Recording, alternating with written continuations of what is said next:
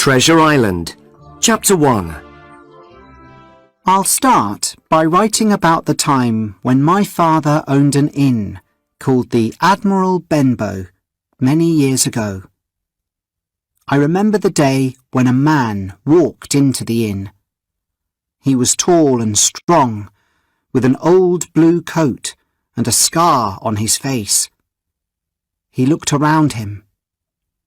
"This is a nice, quiet place. I'll stay here. Please, take this up to my room," he said, pointing to a large wooden box. "You can call me Captain. And this is for you," he continued, handing my father 3 or 4 gold coins. The captain was usually a quiet man. He spent his days walking on the beach or on the cliffs. When he came back, he always asked, "Did any sailors visit the inn today?" At first, we thought he wanted to find some other sailors, but later we realized that he didn't want any sailors to find him. In the evenings, the captain sometimes told stories about his time at sea. My father was worried that nobody would want to visit the inn because they would be frightened by the captain's stories, but I think people liked them. The captain stayed at the inn for months. He did not give us any more money for his room, and my father did not dare to ask him for more. One morning, the captain went for a walk along the beach. I was helping my mother to make breakfast when another man walked into the inn. He was thin and pale, with 3 fingers on his left hand. He sat down and asked, "Is this table here for my friend Bill?" I told him that I did not know Bill, and said that the table was for the captain. "Well, my friend Bill might say that he's the captain," he said. "He has a scar on his face and likes to tell a story. Is that him?" "Yes," I said. "He's gone for a walk." "Which way did he walk?" he asked. I pointed towards the beach. The man stood up and waited by the door for the captain to return. When the captain saw the man, he looked pale and ill. "Black dog," the captain said.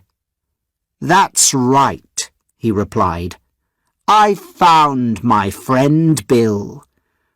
We've had a lot of adventures since I lost these fingers." I left them to talk. Then suddenly there were loud shouts, and both men stood up and ran outside.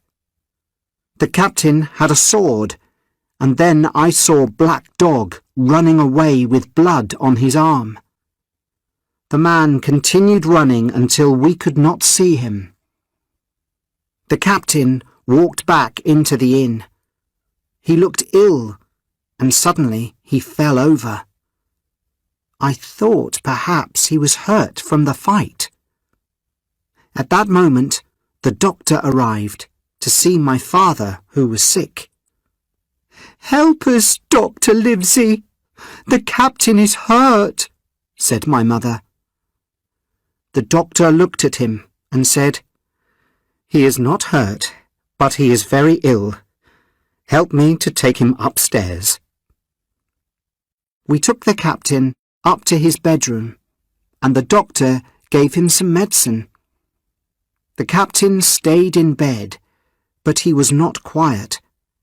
He told me about his travels at sea, and said that he had something which people wanted. "Black Dog is not as bad as some of the other men," he said. "They all want to find me. Tell me if you see them." That evening, my father died. I felt terrible and forgot all about the strange things that the captain told me. Then, a week later, I saw a blind man coming down the road towards the inn.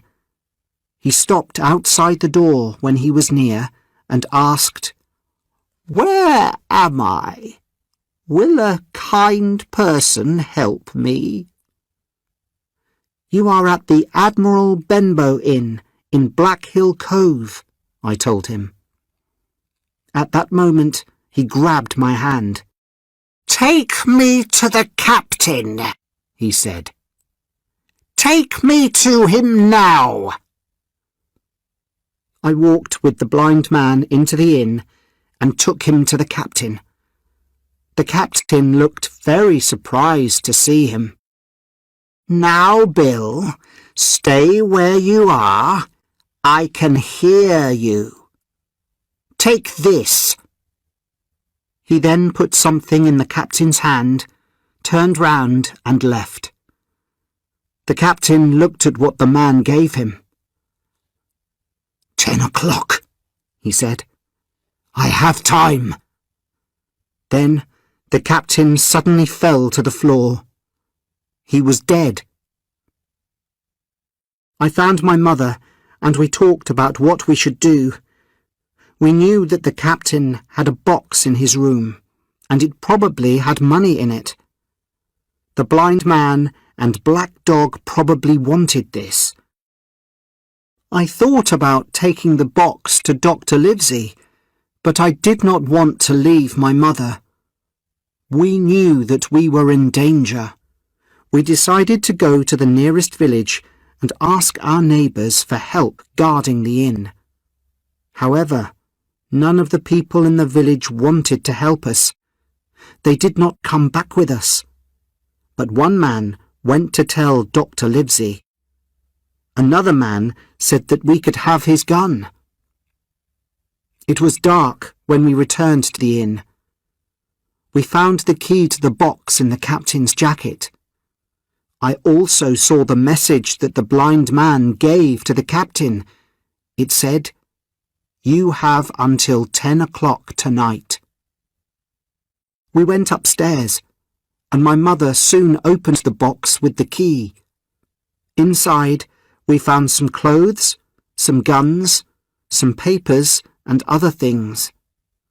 We also found a bag with some coins inside. "We only have time until 10 o'clock, I said. "Let's leave before the blind man and black dog return."